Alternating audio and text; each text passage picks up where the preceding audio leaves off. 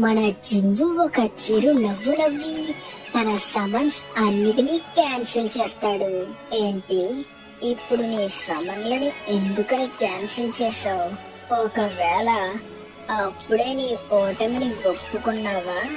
ఇంత పెద్ద భారీ సైన్యాన్ని చూశాక, మనిద్దరి శక్తి మధ్యలో ఉన్న తేడాని గ్రహించాక ఓటమిని ఒప్పుకోవడం అంత పెద్ద వింతేం కాదు అంటుండగా మన జింగు అవేం పట్టించుకోకుండా తన కళ్ళు మూసుకొని ఏదో స్కిల్ ని యాక్టివేట్ చేస్తే దెబ్బకి మోనార్క్ ఆఫ్ డిస్ట్రక్షన్ షాక్ అయిపోతాడు.